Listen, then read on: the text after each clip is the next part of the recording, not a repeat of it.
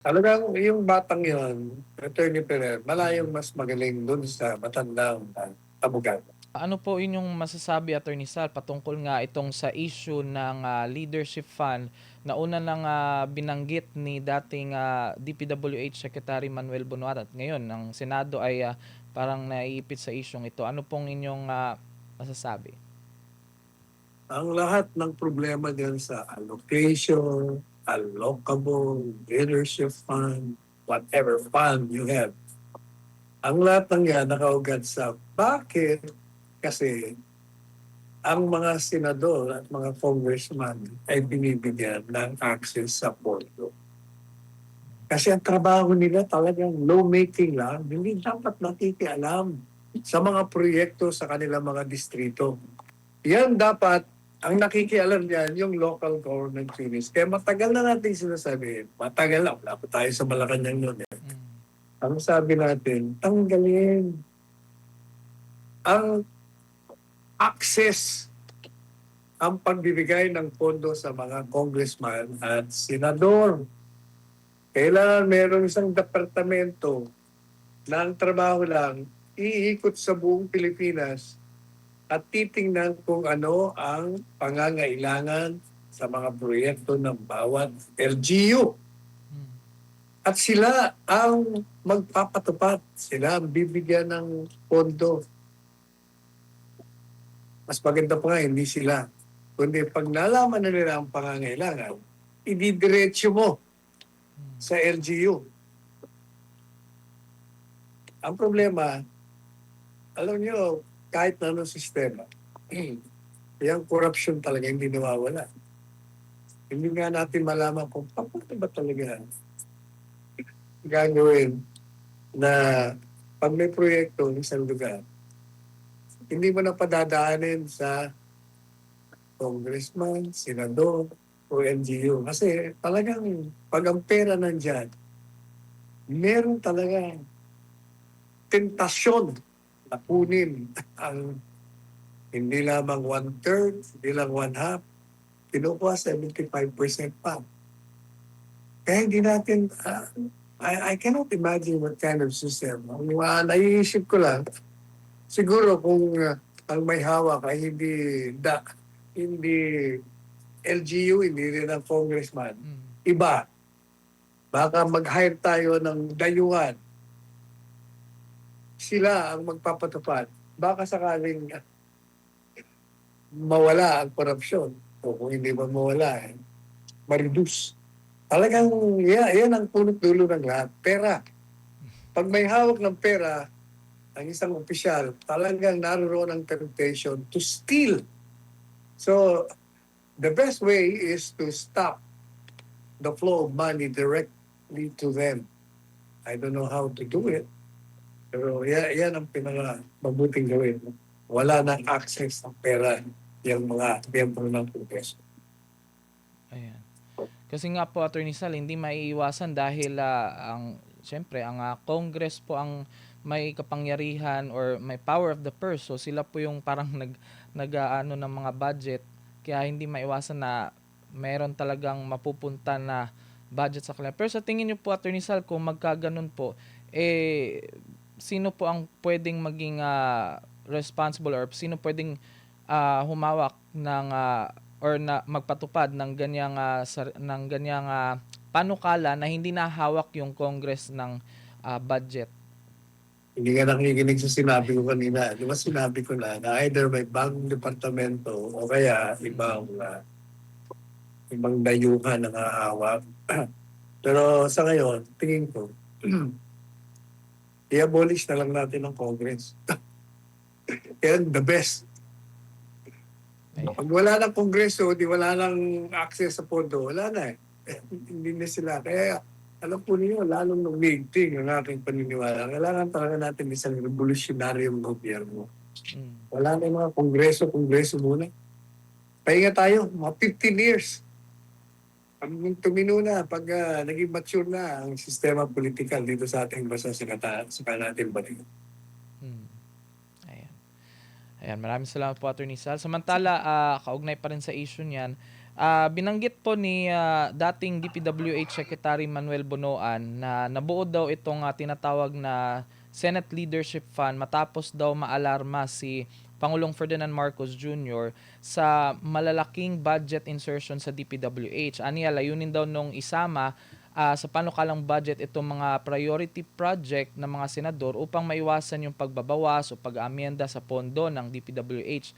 Noong 2023, Attorney Sal, sinabi ni Bunoan na halos 88% o 62.77 billion pesos ng pondo para sa foreign assisted projects ang nabawasan at ang mga ito kasama nga ng ibang dagdag na alokasyon ay naging bahagi ng libo-libong inserted projects. Gayunman, aminado pa rin si Bunoan na hindi naging matagumpay itong sistema dahil nga nagpapatuloy pa rin yung mga budget insertions nung 2024 at nung 2025 at batay sa affidavit niya umabot sa 13.29 billion pesos yung Senate Leadership Fund noong 2024 at humigit kumulang 21 billion pesos noong 2025 at may minimum na 500 million umano para sa bawat senador habang hindi bababa sa 1 bilyon ang para sa Senate President at mga pangunahing committee chairperson. Sa kabila ng layuning maiwasan yung insertions, lumalaki pa rin daw yung mga dagdag sa proyekto ng budget. Pero ang nakapagtataka nito, Attorney Sal, sa panig naman po ng Malacanang, sinabi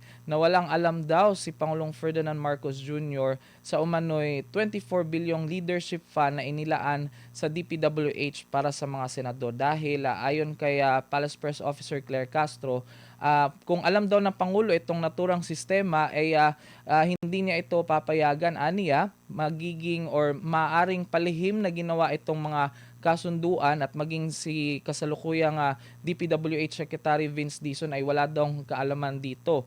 Sa testimonya naman or balikan po natin yung testimonya ni or sa sinabi ni dating Secretary Manuel Bonoan na yun nga ay sinabi niya na ito'y ginawang sistema ng administrasyon para nga maiwasan itong mga insertion sa ibang ahensya lalo na sa DPWH, Attorney Sal. Ang nakapagtataka lang nito, Attorney Sal, parang magkaiba yung pahayag nung dating secretary ng DPWH at nung Malacanang. Ano pong reaction ninyo dito, Attorney? Unang-una, ang presidente, hindi ko pwedeng hindi alam lahat yan. Sa kanya nagsisimula yung budget. Number 2, siya ay may veto power. Kung makalusot sa kanya, ibinabalik naman sa kanya yan. So kung hindi siya complicit, hindi siya kasama sa kalokohan, ibibito niya yan. Pero hindi niya nga binibito eh. Number 3, alam mo mga presidente, kahit na sinong opisyal, pag merong pumuputok, nandun ka agad ang tanggi. Siyempre tatanggi, wala namang aminin. Kaya nga sinasabi natin, para matapos ng lahat yan, abolish mo na ang Kongreso. Abolish ng Kongreso. Either you abolish Congress or you cut the access to members of Congress ng pera ng bayan. Or, karoon ka na isang matinong presidente na pag pinakairaman ng Kongreso, dito ka agad. Ganun na. Actually, simple lang ang problema ng ang nagiging problema talaga. Ang nailalagay na iluluklok natin ay mga tiwali. At gaya ng sinabi ko sa Zambales kahapon, alam po ninyo, ako'y nasa Zambales kahapon. Balikan. Dahil 31 barangay kapitan ang aking nakapulong. Ang problema doon, napakalaki. Nandun yung problema sa dike, bumaha ang butulan ng 2 araw. Naroon yung mga barangay officials, yan daw Magna Carta para sa mga barangay officials, hindi, hanggang ngayon, hindi na isusunod. Maliliit ang sahod ng mga barangay tanod. Dami-daming problema. Pero nagtataka sila, bakit hindi naaasikaso? Matagal na yan. Puro politika, impeachment, pag-aaresto kay Presidente Duterte. Puro ganyan. Alam niyo, sagot ko simple lang. Alam po ninyo kung bakit tayo nagkakaganyan. Kasi nga, Itong mga naririto, mga iniluklok natin sa kapangyarihan mula pa nung una, gusto nilang mapanatili tayo, yung karamihan sa Pilipino, na ignorante. Kaya ayaw nilang i-educate. Pwede nating papag-aralin lahat ng Pilipino na libre sa bilyong-bilyong ninanakaw na yan. Kayang-kaya natin. Pero syempre, ayaw nila yun. Kasi pag edukado ang elektorado mo, wala. Hindi lalabas yung mga walang yung mga yan. Hindi sila madaling makuto, mabuladas, mabili, matakot ng mga ito. Kaya sa akin, edukasyon talaga. Kaya kung sino man na maging presidente, si Inday Sara man, o kung sino pa man, yan ang unang gawin ng isang presidente. Yung budget ng 7 trillion, kunin mo kahit one-third. One-third. Ilagay mo sa edukasyon. Ang one-third ilagay mo sa medisina, libre hospital. Palagay ko magandang umpisa yan sa pagpapago ng ating lipunan. Ayan. Sa tingin niyo po, Attorney Sal, doon po sa sagot or naging tugon ni dating DPWH Secretary Bonoan, tama lang po ba na nagsabi siya ng karapatan niya against self-incrimination? Hindi ba pwedeng magsabi na lang siya na or tanggihan na lang niya yung mga allegation against him receiving kickbacks po? Simple lang yan. Kaya yan tumatanggi. Hindi niya masabi, tumanggap ka ba? Hindi. Pag sinabi niya, hindi, baka ang prosecution, may ebidensya na tumanggap siya. Huli na. Pag sinabi niya naman na oo, edi lalong convicted na. May pag-amin na. Kaya talagang inilagay niya na lang ng ini-invoke niya yung kanya karapatan na maging tahimik. Kaya mo na yung prosecution. Proba. Pero wala namang maniniwala hindi siya tumanggap. Lalong-lalo pa. Alam niya ang nangyari at siya mismo nagsasabi kung sino ang mga tumanggap at sino ang mga nakinabang. Walang maniniwala na hindi ka kasama to. Ang tao, ganyan. Ano po masasabi niyo tungkol po doon sa mga electric cooperative na may yung pinamumunuan ng mga politiko, Attorney Sal? Dapat ba silang magkaroon ng parte doon sa kooperatiba para mawala yung issue po na hindi na lang babayad ng kuryente itong mga umano'y mga politician, Attorney? Hindi ko maintindihan paano sila nagkakaroon ng partisipasyon sa kooperatiba. Marahil sila may pera, maraming ninanakaw. Pangalawa, kung hindi naman sila konektado at hindi sila nagbabayad, simple lang, diputulan mo para magbayad. Parang napakasimple lang lahat ng mga solusyon pero hindi naman magawa. Kapag hindi mo ginagawa yan, ibig sabihin, kakutsaba ka rin, mga politiko. Kaya talagang, ayaw ko ba? Sana, kung maging presidente, at sigurado naman, pag nagkaroon ng halalan, si Inday Sara, bugin mo na, Kongreso, pakulong mo natin sa isang island, lagyan natin ng kapaikot doon, mga pating. Hindi buhaya, kasi kalahi nila ang buhaya eh. Baka sumakay sila sa buhaya, tumakas sila sa island. Ayan. Maraming salamat po, Attorney Sal. Samantala sa iba pang issue, balik po tayo sa impeachment. Dahil ayon sa Malacanang, maaari daw magkasabay na dinggin ng impeachment court at ng Quezon City Regional Trial Court ang mga kasong kinakaharap ni Vice President Sara Duterte. Ayon kay Presidential Communications Office spokesperson or Undersecretary Claire Castro, magkaiba ang layunin ng impeachment proceedings at ng kasong kriminal kaya wala daw hadlang upang magpatuloy ang dalawang proseso ng sabay. Ang tatlong bilang ng kasong grave threats ay ito nga yung kaugnay nga sa nabanggit ni VP Sara noong 2024 na umano'y tatangkahan daw niyang patayin itong sila Pangulong Bongbong Marcos Jr., First Lady Lisa Marcos at dating House Speaker Romualdez. Kung may mangyaring masama sa kanila, ipinaliwanag din ni Castro na sa impeachment daw ay sinusuri ang kakayahan at pagiging angkop na isang opisyal na mamuno habang sa kriminal naman na kaso na aspeto, Attorney, ay tinutukoy kung may pananagutang legal sa nagawang paglabag sa batas. Ano po sa tingin yung reaction dito, Attorney Sal, na pwede daw pagsabayin yung mga kasong isinampa sa Quezon City RTC at sa impeachment court? Mga payag ni Clara. Tawag ko niyan Paul. Paul to the second power. Written po yung Paul.